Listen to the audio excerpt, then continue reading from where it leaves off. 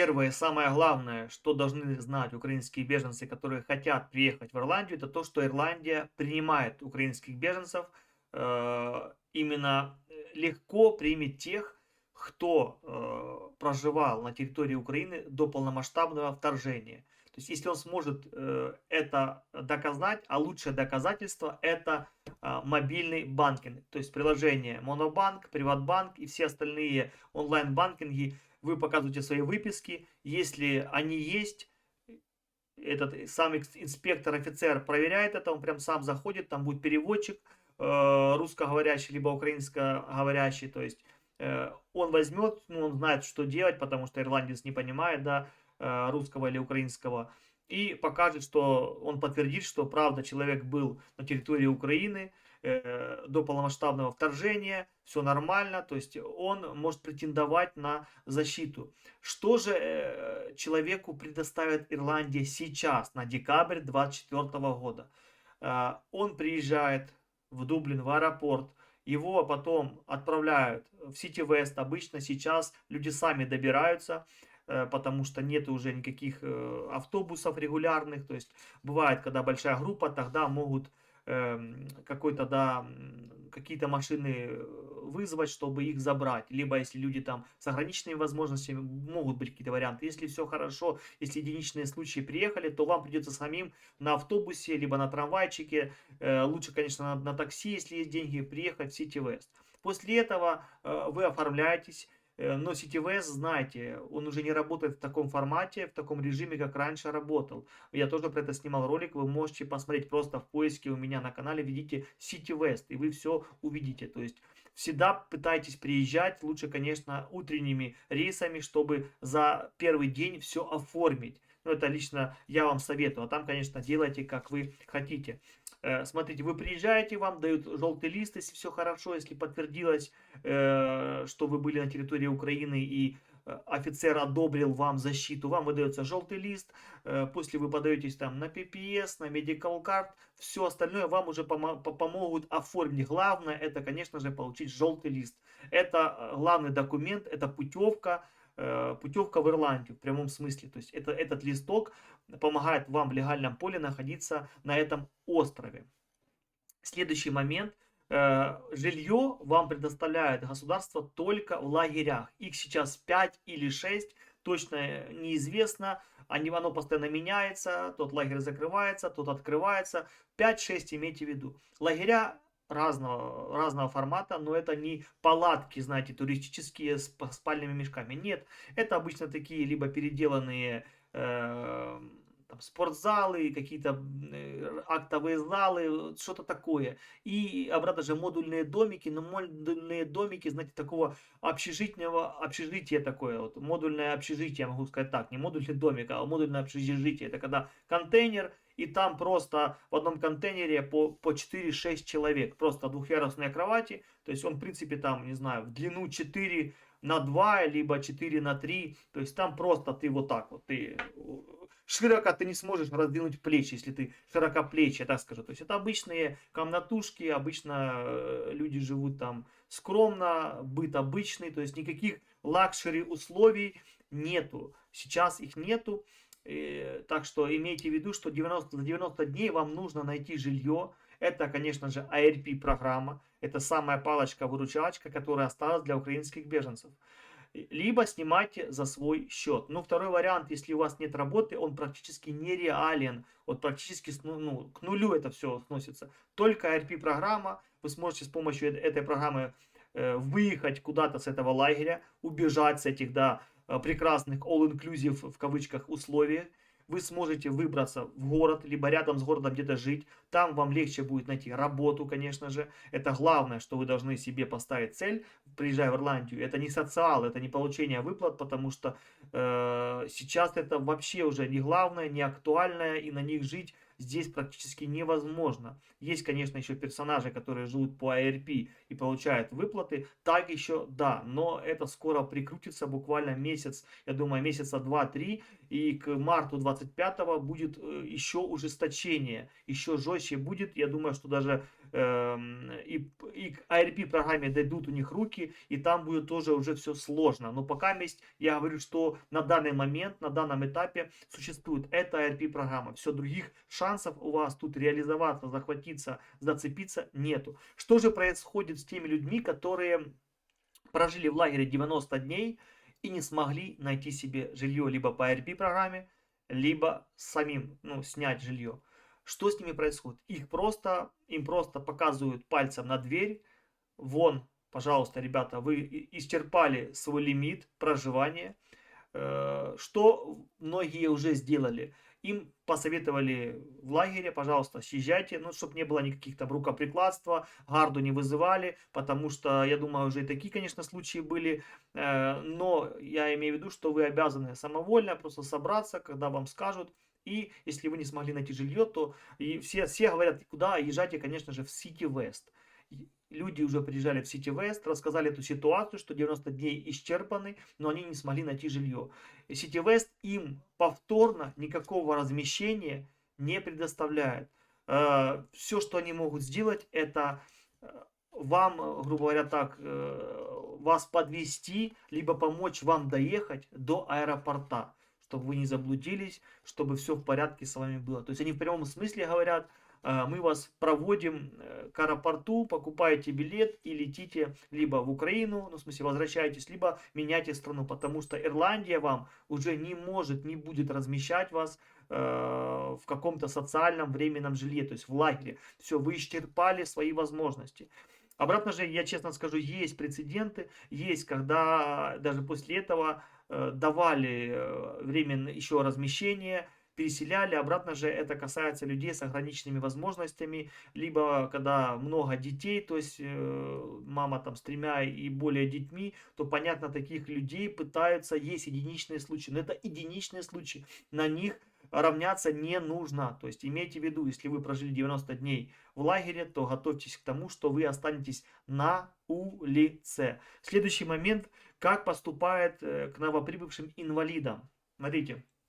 Вы знаете, инвалиды бывают разные полностью, и та инвалидность, которая в Украине, в Ирландии, она абсолютно по-другому считается. Третья группа практически здесь невозможно подтвердить, третья группа, если у вас есть третья. Вторая, тоже там есть вопросики, а вот если человек приезжает с первой группой, и у него сразу есть документы, и желательно, если у него есть переведено и документы сразу на английский с печатями, я посоветовал бы вам так делать. Если это человек, видно, что он слабо ходит, он с палочкой, либо он на костылях, либо он на коляске. То есть, ну, видно, что или человек там с психическими какими-то, да, отклонениями. То есть, ну, видно, что человек серьезно болен. То есть, это невооруженным глазом видно, и плюс есть документы, которые это подтверждают. То такого человека могут не отправить в лагерь, и также того человека, кто его сопровождает. Их могут все-таки сразу переселить в другое место, либо поставить их в очередь на то, чтобы им найти жилье по ARP программе. То есть им помогут максимально. Но если человек показывает, что он инвалид в Ирландии, у него 2 руки, 2 ноги, и все хорошо, он ходит, двигается, и видно, что с ним все в порядке, никаких поблажек не будет. То же самое с пенсионерами. Если вам 70 либо 65 лет, и вы еще бодрячком, видно, что все с вами в порядке, то никакого индивидуального отношения к вам не будет. Все по общим стандартам. Лагерь 90 дней, одинаковые условия для всех. То же самое с многодетными семьями и мамочками с детьми. Там, неважно, мамочка приехала с одним, с 2, с 3, будет одинаковое отношение ко всем. 90 дней, лагерь, не нашли жилье, все, вас выгоняют на улицу. Вот такие вот реалии сейчас. Это такие самые ну, вот, вопросы, которые мне задавали, и я отвечаю на них. Есть прецеденты почти по каждому, да, пункту, но это реальное исключение из правил. Если вы одиночка, то это вообще никаких исключений из правил нет. Если вы девушка-одиночка в Ирландии, либо мужчина-одиночка в Ирландии, то к вам никаких вообще поблажек. Вам нужно максимально здесь суетиться и пытаться как-то себя реализовать, потому что к вам другое абсолютно отношение, потому что вы в глазах Ирландии все-таки вы здоровый человек, который сам себя может обеспечить, который сам себе может помочь, то есть найти себе работу и самого себя обеспечивать. Дальше работа City West на новогодние, на Christmas, то есть на рождественские выходные и на новогодние выходные. Смотрите, City West не будет работать 24, 25 и 26 декабря. В эти дни и до вот этого даты, до 24, там, не знаю, там, 23, 22, я вам уже не советую прилетать в Ирландию, потому что ирландцы, они и так уже сейчас, 6 декабря сегодня, да, и они уже живут этим Крисмосом, они уже заряжены, они только думают об этом, покупают подарки, у них новогоднее настроение, и поверьте, у них и так не принято быстро работать, да, они все делают размеренно так, не спеша, а в период уже перед Рождеством они просто будут максимально уже, их голова будет максимально затуманена вот этой эйфорией праздника. Так что я бы вам не советовал приезжать до Крисмоса за пару дней и после Крисмоса тоже, после 26-го тоже. Ну, это лично мое мнение, потому что я знаю, как они потом после праздников раскачиваются, если это еще пару дней им надо, чтобы все это обсудить, они увидятся, но они будут на работе, поверьте, обсуждать, кто как отпраздновал, кто куда слетал, то есть эмоции, разговоры, вот это будет на первом месте. Вот потом уже после пару деньков будет раскачка, будет работа. То же самое у нас и на Новый год. 31 декабря 2024 года и 1 января 2025 года City West не работает. Я тоже не советую за пару дней до Нового года приезжать. И после, уже в 2025 году, там, 2-3 тоже бы не советовал вам приезжать, потому что вот эти вот даты, что я сказал, да, это выходные. Если вы приедете, вас отправят там в специальный центр размещения, где вы будете находиться в период, пока будут выходные. Про это я записал ролик, я уже сказал, и там было название, есть у меня название этого центра.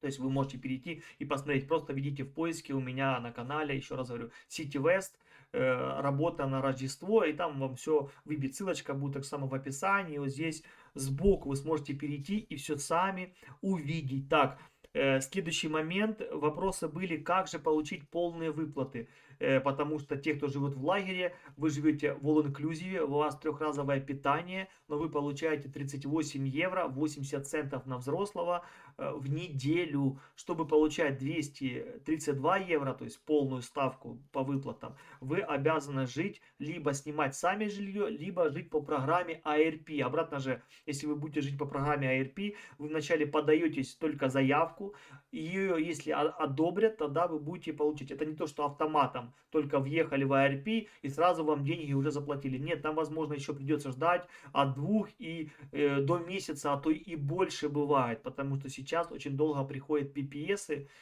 PPS это налоговый номер, ну, у нас налоговый номер, у них это PPS. Это очень важные циферки, которые за вами закрепляются, и с помощью этих циферок вы сможете потом работать, открывать счета в банках, то есть полностью взаимодействовать со страной. Без PPS, даже желтым листом, желтый лист это просто разрешение. Вот PPS это уже полная такая открытая жизнь в Ирландии, то есть он дает вам полный доступ ко всем услугам и возможностям в Ирландии. Так что PPS очень важен. И чтобы получать полные выплаты, вы обязаны жить по ARP-программе, либо снимать сами жилье. В лагерях только платят 38 евро 80 центов.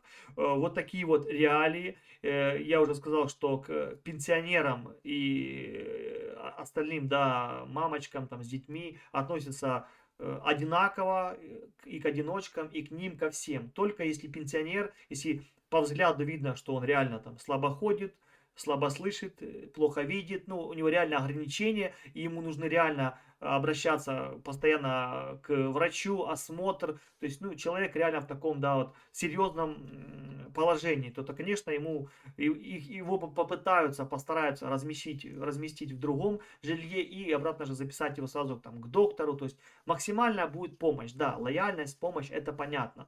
К этой категории граждан, да, будет вот такое вот отношение.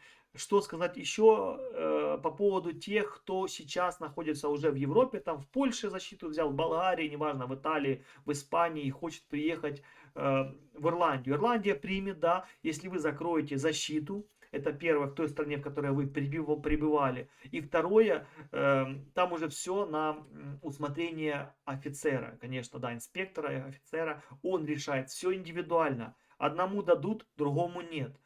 Причины разные. Не поверил, недоверие, документов мало, подтверждения. То есть это все индивидуально. Но главное, я скажу, что если у человека есть подтверждение, что он был в Украине до полномасштабного вторжения, до февраля, да, 22 года, то есть у него есть там подтверждение за те другие месяца, там онлайн-банкинг, там хорошая история, то поверьте, хоть у него было 5 защит, у него была защита там в 5 странах, и он сейчас приехал в Ирландию, Ирландия его примет, да, потому что главное, что должно быть, это подтверждение того, что до вторжения, до полномасштабного вторжения вы находились на территории Украины. Все. А там сколько вы стран объездили, поменяли, не имеет значения. Если есть это подтверждение, все. Да, он задаст вопрос, почему там поехали, почему приехали, почему меняли. То есть, ну, ответите, как сами уже считаете нужным. Следующий момент. А что же делать тем людям, которые были до полномасштабного вторжения уже в Европе? Были на заработках, либо, не знаю, отдыхали, были в гостях, либо еще по какой-то причине вы были там в Польше, в Словакии, в Чехии, да, вот, например, работали, да, по рабочему контракту. Ясное дело, никто уже не возвращался в Украину, вы там отработали, контракт закончился, подались на защиту, получили все вот эти защитные привилегии, и теперь решили поменять страну. Если вы закроете тоже защиту в той же Чехии, приедете в Ирландию, то с вероятностью 90% вам одобрят защиту, потому что, ну, вы были, да, по факту вы были по причине за пределами Украины. Они это тоже понимают и не слишком этому сопротивляются. То есть, ну, обратно же есть моменты, когда людям отказывают. Есть моменты, все обратно индивидуально. Я просто говорю, что в большей, даже после Канады дают защиту, то есть в большем проценте этим людям защиту одобрят. Есть очень много кейсов, где людей разворачивали, отправляли их обратно в аэропорт. Так что имейте в виду, если у вас такая сложная ситуация, запутанная, да, и вы поменяли кучу стран и были за пределами Украины до полномасштабного вторжения, то имейте в виду, чтобы у вас денежки на обратный билет были. Хотя по правилам вы знаете, что без виз отменили украинцам в Ирландии, так что по факту, даже если вам защиту не дали, то вы можете находиться на легальных основаниях в Ирландии 90 дней. Возможно, за 90 дней вы сможете как-то, да, не знаю, там, у друзей пожить, как-то реализоваться, попробовать еще раз. То есть 90 дней у вас официально есть. И это многие не говорят. Многие пугают. Все, сразу на самолет, сразу улетайте, все, никто вас не ждет. Да, если вам защиту отменили, ну то есть не дали вам защиту, желтый лист, но все равно вы официально можете находиться на территории Ирландии 90 дней, потому что по безвизу, потому что Ирландия на период временной защиты отменила безвизовый режим для украинцев, потому что Ирландия не входит в шенгенскую зону. Как вы знаете, у нас безвизовый, да, режим с Евросоюзом. Ирландия входит в Евросоюз, но она не входит в шенгенскую зону, вот это вот безвизовый этот режим. То есть она не входит, и те страны, которые не входят в Ирландию, люди, которые приезжают в Евросоюз, и у них есть безвизовый режим с Евросоюзом, то есть в этой стране, вот у нас в Украине, да, то мы имеем право находиться в Польше, в Чехии, кататься куда хотим, в Германию, Италию, Испанию, без проблем, да, в Австрию, по всем странам, вообще никаких вопросов, никаких проверок. А вот в Ирландию вы приезжаете, у вас должно быть разрешение либо на работу, либо турист, либо по приглашению родственников, то есть у вас должна быть открыта виза. Сейчас эту меру отменили, так что украинцы могут беспрепятственно приезжать, и если даже им отменили, не выдали защиту, они могут находиться спокойно в Ирландии, жить просто за свои деньги, либо от друзей, либо родственников, либо, вот пример, да, к многим приезжают сюда родственники просто погостить, например, вот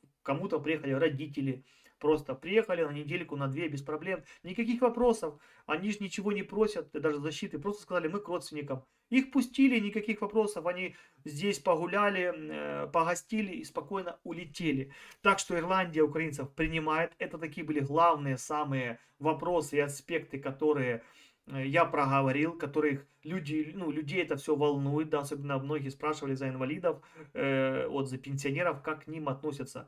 К инвалидам со серьезными заболеваниями, если их видно, если есть документы, подтверждающие, что человеку нужна опека, нужен уход особый, то, конечно, к нему будет другое отношение. Ко всем остальным одинаковое отношение. Неважно, пенсионер это 65 лет, либо молодой человек 20 лет. Будут жить все на одних основаниях, в лагере, трехразовое питание, 38 евро 80 центов в кармане у каждого в неделю будет. На этом все. Всем добра, позитива, хорошего настроения, хорошего вам Рождества, теплого вам, светлого Нового года. Надеюсь, в Новом году новостная повестка и вообще ситуация в мире изменится, и светлое будущее наконец-то наступит для всех нас.